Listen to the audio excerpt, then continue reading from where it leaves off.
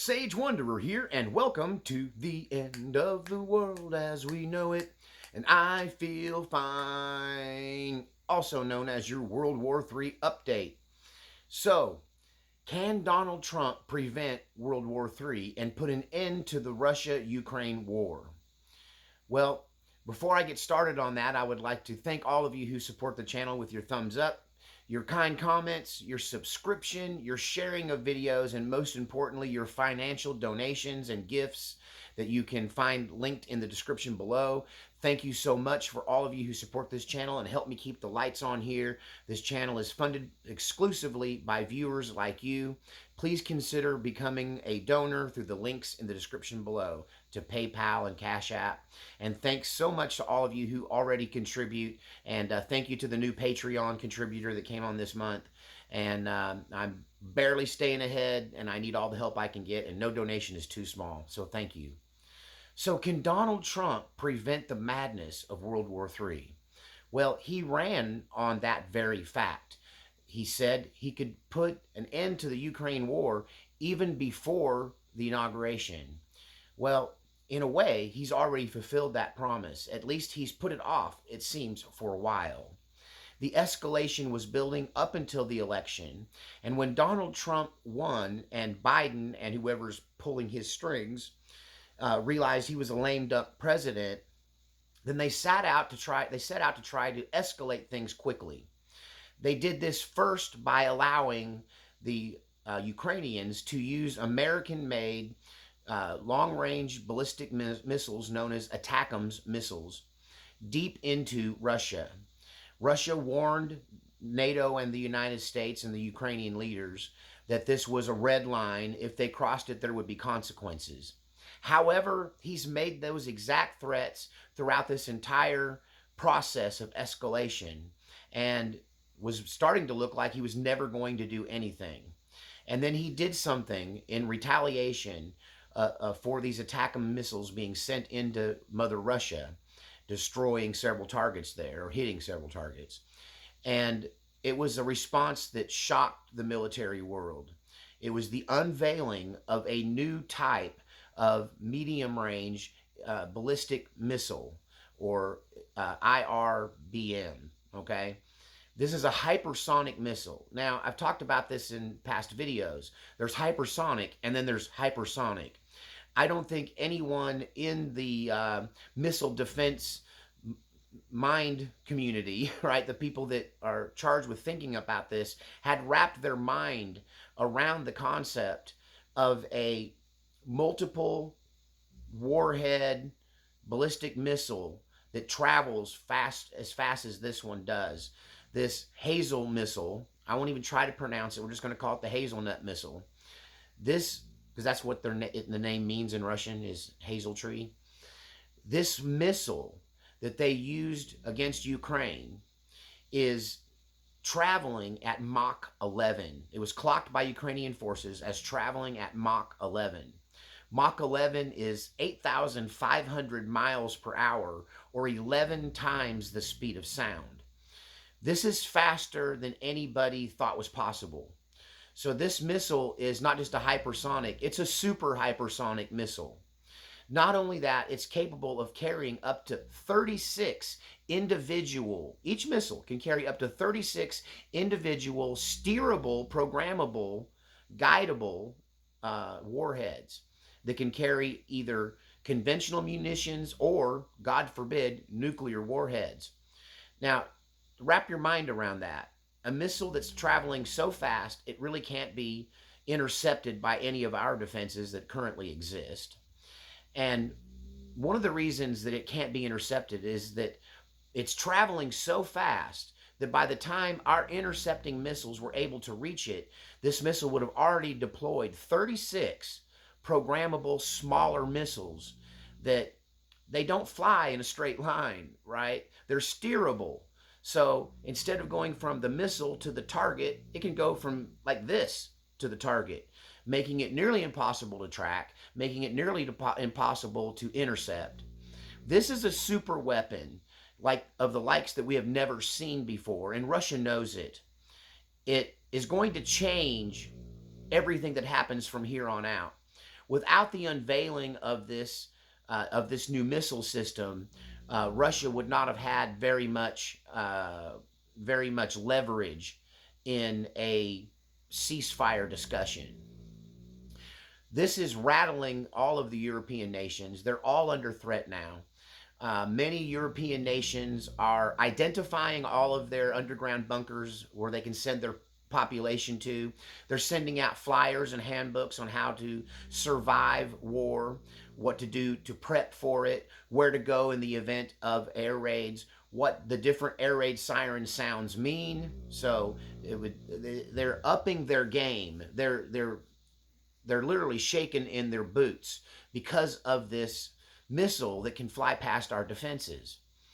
And so this could have escalated. If Donald Trump had not been elected, I believe we would already be involved in a multinational war in Europe.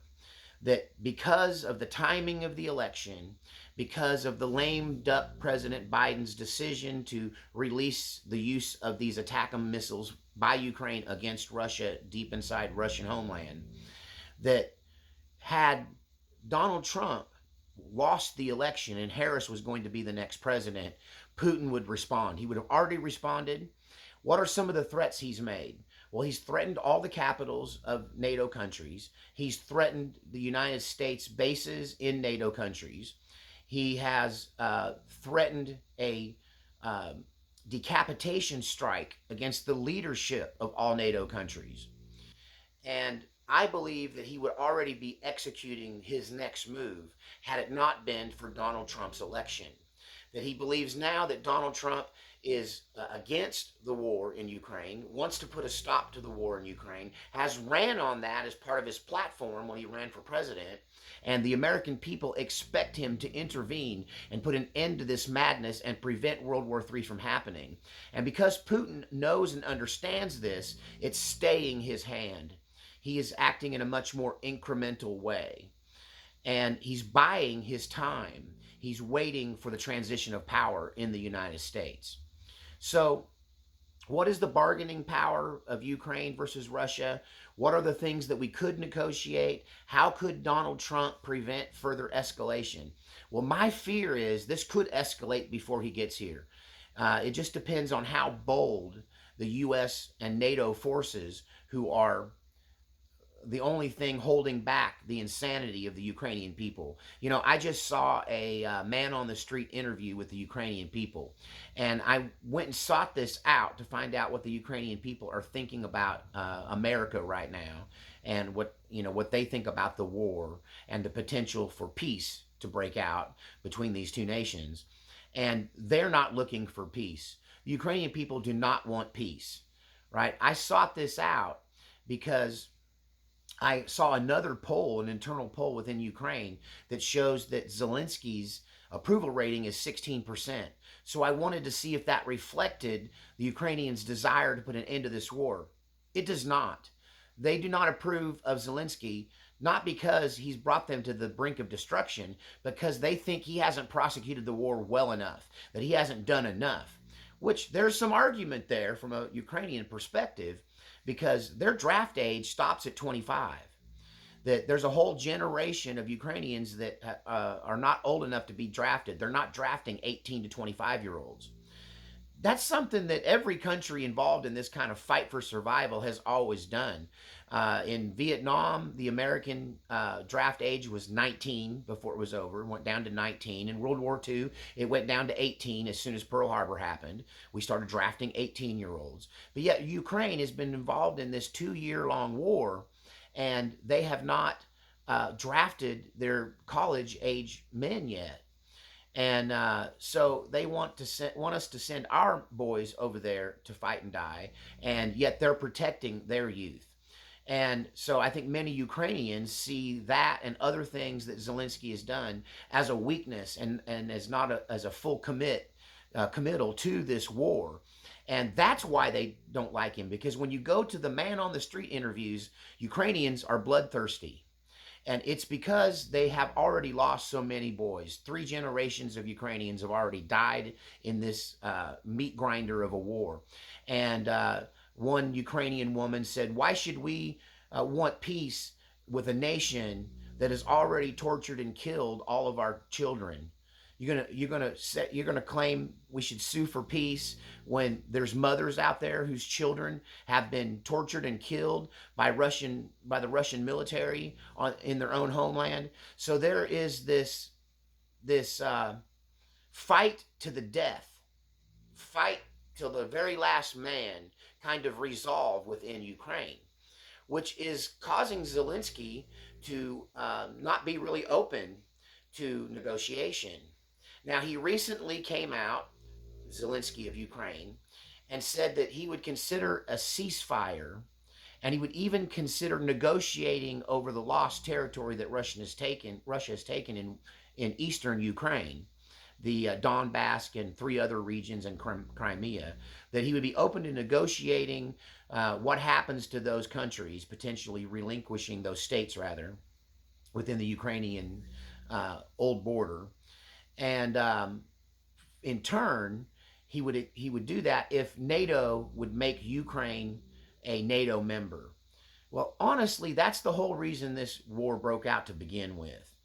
That Russia has said openly they will never permit Ukraine to fall under NATO command, because Ukraine is kind of in the armpit of Russia. Like, it's nestled up into the edge of Russia. To allow NATO to put strategic bombers and medium range ballistic missiles and nuclear capable munitions into Ukraine is a nightmare to most Russians, and Putin will never allow it. I could be wrong, but I'm saying that that will be the last thing that Putin ever gives up. And why should Putin actually give up anything? Without the United States' help, Ukraine would have already been destroyed by Russia. The pure hubris of the Ukrainian people to think that they could overcome a mighty nation, a huge nation like Russia, is insane. And the only reason that they had any confidence whatsoever beyond just blind hubris and pride was that they believed that the United States would back them up. And the Democrats in the U.S. Congress and the Rhino Republicans, neocons, were supporting this war in Ukraine to an almost maniacal, insane level.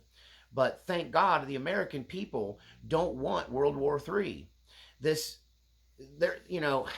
Hate to get all preachery on you again, but the devil is filled with pride.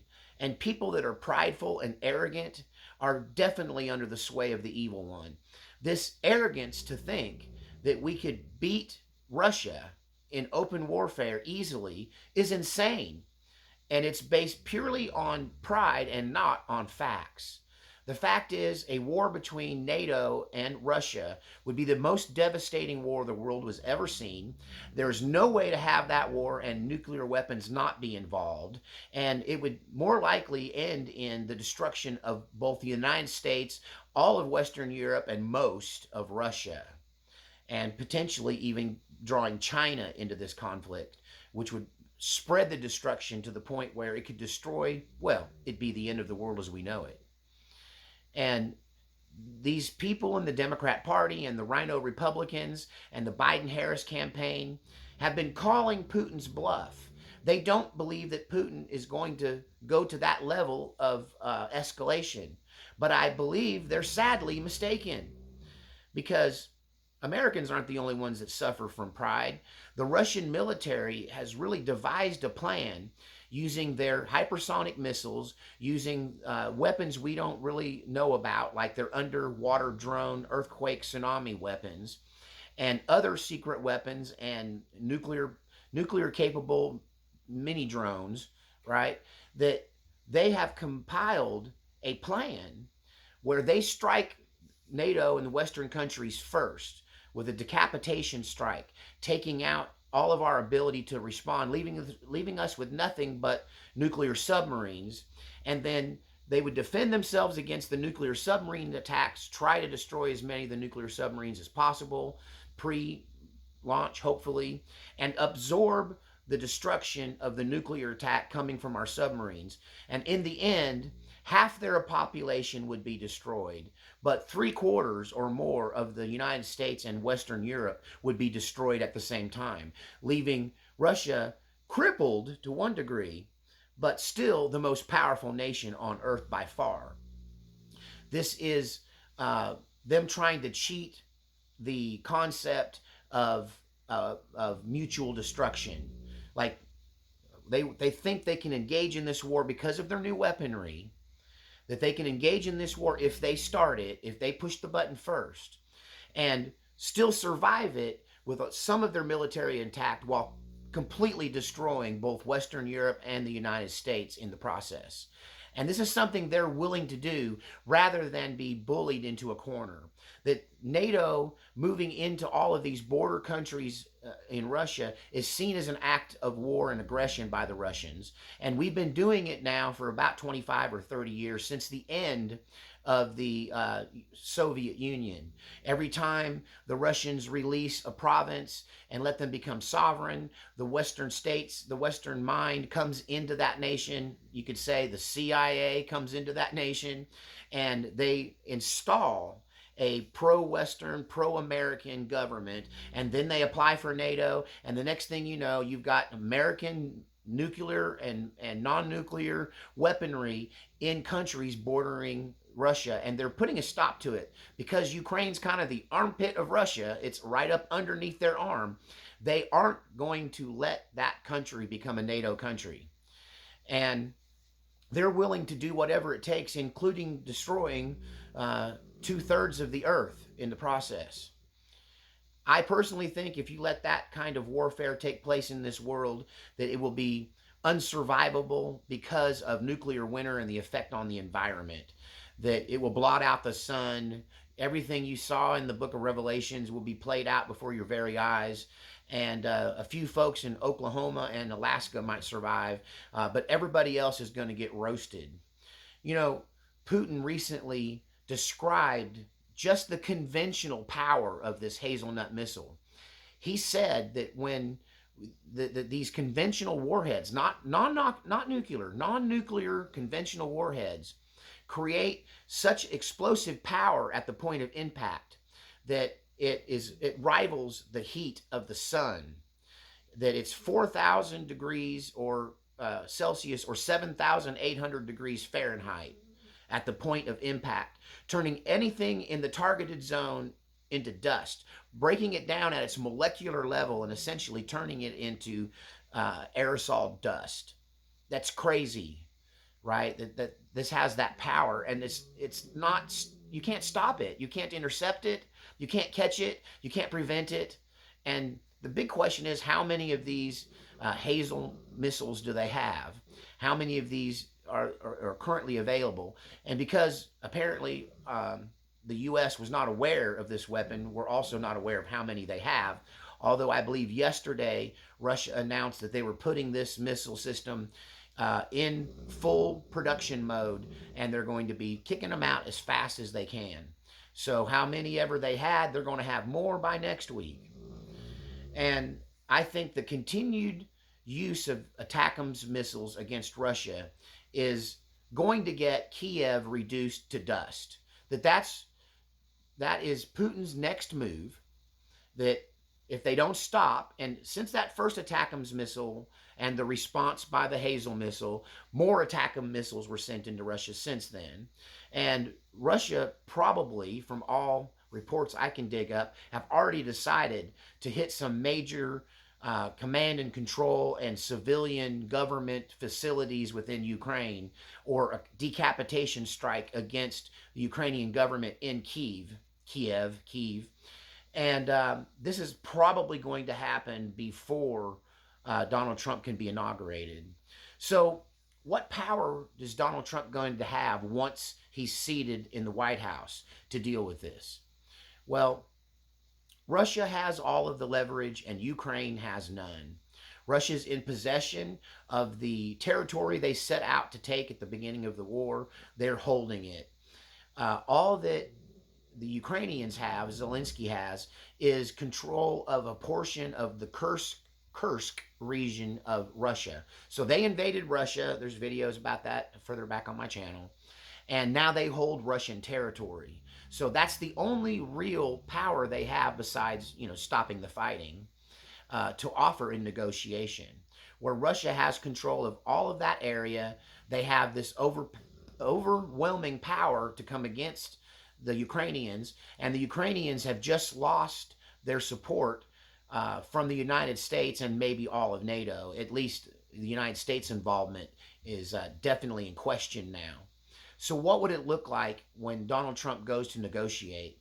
Well, I think he's just pretty much going to give Russia everything it wants because there's no choice. All Donald Trump has by way of leverage against Russia is the lifting of the sanctions. We don't have any negative leverage. We only have positive leverage. So if you do A, B, and C, we will lift these sanctions and allow you to do business. But that's not as big a stronghold as you'd think, since the Russians and the Chinese and several other countries have created BRICS, which is an economic coalition of anti-American nations who are doing business with Russia. And Russia's economy is actually doing way better than ours has done under the Biden administration. And they have found an end run around our sanctions. And that's not much power. We don't have much to leverage against Russia. Russia holds all the cards. So how do I think this will go out? Well, Zelensky has said he's willing to have a ceasefire, negotiate who controls the eastern portion of Ukraine, and he'll only do that if Russia and the United States will allow Ukraine to join NATO and have NATO protection. Why would Russia do that? Why wouldn't Russia just continue doing what they're doing and grinding Ukraine to dust? Why wouldn't Russia then escalate, right, and destroy most of what what Ukrainians are fighting to preserve, right? Kiev and Western Ukraine. It's just at this point, the Western Alliance, NATO, the United States, Ukraine, we have almost no leverage. So Trump's going to come in and basically ask for the unconditional surrender of the eastern half of Ukraine by the Ukrainians under the threat of us removing all of our support financially and militarily for the Ukrainian war. He's going to tell them, look, boys, you're out of men, you're out of money, you've been running on our budget, we got problems of our own, we're done supporting you, Zelensky. You need to, A, have an election, right, because you are a dictator, and you canceled your elections because of this war. So have a ceasefire, have an election so the people of Ukraine are actually a part of democracy instead of just claiming they're part of democracy. Give us a democratic election in Ukraine. And you're going to let go of those eastern provinces, which the way this whole war started was a Ukrainian civil war. Those eastern provinces wanted to secede and dissecede from Ukraine and join Russia. And Ukrainians attacked them, and a civil war went on for a few years before Russia finally crossed the border to defend those eastern states of Ukraine. And so, Trump's going to say, let the people that wanted to leave. Give those eastern states to Russia. They have a legitimate claim. The people there don't want your rule. And put up a DMZ, a demilitarized zone. Declare a ceasefire, right? And let's negotiate an end to this war. And if you don't do A, B, and C, then we're pulling all of our support. We're pulling our ATACMS missiles out. We're taking back our toys. We're taking back, we're not going to give you any more money. You're completely on your own. If Germany and France and the UK want to support you, that's on them, right? You do this or we're out. Without our support, they have no chance at stopping Russia from destroying all of Western Ukraine or claiming it. And I think Zelensky probably knows this. Even if the Ukrainian people are willing to fight to the last man, right, they cannot stand against Russia without Western help, without European or American help. And so Trump's in control of that. He has the ability to pull all that back and put an immediate stop to it. He doesn't need Congress. This is within his realm of influence and power and authority to do.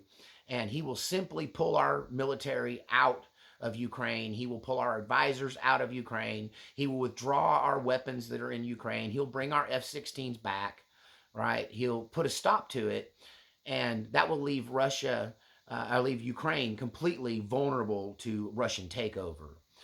What will Russia give up? I will say Russia will give up nothing. They will demand, and probably this is the deal that will be made, they will demand control of all of the eastern Ukraine provinces that they already are in possession of, that they've already won through this war. They're going to demand that the Ukrainians get the heck out of the Kursk region, give it back to Russia, and NATO will never take the Ukraine in as a NATO member. And that's the deal that's going to be made. And because that's so in favor of Russia, right, that deal is so not what the Ukrainians want, that the talking heads in the press and the media, all of the debunked mainstream media now will continue with their attack against Donald Trump, that he's a Russian asset, that he's more friends of Russia than the Americans, and which is absolute baseless, absolute BS. You know, Donald Trump's going to go in there and do what he does. He's going to look at the facts. He's going to weigh out the options, and he's going to offer a deal. And, you know, he's going to ask big, because that's what he does. He's probably going to, his first round's going to be, we'll leave Kursk if you leave the eastern, you know, Zelensky and Ukraine will leave Russia if Putin and his forces leave Ukraine. That's the big ask, right? The thing he doesn't expect to actually happen. Of course, that's going to get double middle fingers out of Putin and all the Russians. And but they'll go back and forth. But in the end, Russia has all the negotiating power. The Ukraine is already defeated. The only way we save those eastern provinces of Ukraine is if we engage in a world war that could be potentially the end of the world as we know it, the destruction of the United States. It could end with Russia and parts of China and Australia and some parts of the North American continent being the only places left in the world that's occupied, that will sustain life, right? And if you listen to scientists who talk about this, that many nukes being released, that much destruction would put so much dust in the air that we couldn't grow crops for a decade or more. It would be a perpetual winter. People would starve to death. People would freeze to death from every country. This would be destruction of global proportions, biblical proportions, like the world has never seen before. And Russia is willing to do it, and the United States isn't. We're not over Ukraine. If they were threatening the continental United States, yeah, if they had invaded Alaska, probably. But we're not going to this level of destruction to stop Ukraine from being taken, or at least they only want half. That's the thing about Russia. They only want what the people of the eastern portion of Ukraine have always wanted, to leave Ukraine and join Russia. And so they hold all of the negotiation power. We don't hold any. All we can do is, is lift the sanctions. All we can do is get Ukraine out of Russia. And beyond that, we don't have any power to negotiate. I don't think Donald Trump will threaten escalation. I don't believe that he wants to exacerbate this situation, because quite frankly, Donald Trump's domestic agenda is way more important to him than this silly little dust up in Ukraine. And we just don't have a dog in this fight. We really don't have a reason to be there. And if you're putting America first, that means Ukraine is last, right? That already the money that we have sent over there has been wasted. Because in the end, what's going to happen when the negotiations are done and this war is over in Ukraine is the Ukrainians will have less than they could have had if they had negotiated from the beginning. They could have let some of those provinces go to Russia and others stay in Ukraine and negotiated a deal, but they were hard-nosed. They were like, you, Donbass and other regions along there in Crimea, you are ours and we are keeping you. We don't care how much you want to leave. You know, forget all of you. We're going to do what we're going to do. This arrogant authoritarian idea that started this war, right? But if they had put that to the side and negotiated, let those regions secede from Ukraine peacefully and made some kind of financial negotiations, got a free trade agreement with Russia across the border. If they had done something sensible instead of going straight to war and forcing Russia's invasion, they would have come out way ahead And 3 generations of Ukrainians would still be alive today. And America would be a lot less poor, right? We would have a lot more money in our coffers. The billions and billions and billions of dollars we've spent on this war is, well, I'm just going to use a Texas term. It's asinine, right? It's ridiculous that we have done this. And it's all done under Biden's watch. It all happened under the Biden Harris administration. And so, yeah, I think that they would have ended up ahead with no bloodshed had they just negotiated. But instead, we've had this 2 year long plus war, and millions of people have been killed on both sides, and billions of dollars have been spent by the American taxpayers for this war. And in the end, they're going to end up with less than they would have had if they had just done the sensible thing and engaged in diplomacy instead of authoritarian rule. Tell me what you think in the comment section below. Is Donald Trump going to basically negotiate the surrender of eastern Ukraine and the end of this war? Or is he going to play hardball with Russia and back up the Ukrainians at the risk of World War III? Tell me what you think in the comments section. Tell me if you think that the leftoids, the crazy blue-haired cat ladies who voted for Kamala Harris are going to lose their mind when Trump negotiates this deal and it's not going to look that great for Ukraine. I mean, Ukraine is lost. They've already lost. Without our help, they're done. And I think that leverage is going to cause them to have to give up that eastern portion of Ukraine. Tell me what you think in the comment section, and we'll see you next time on The End of the World as we know it.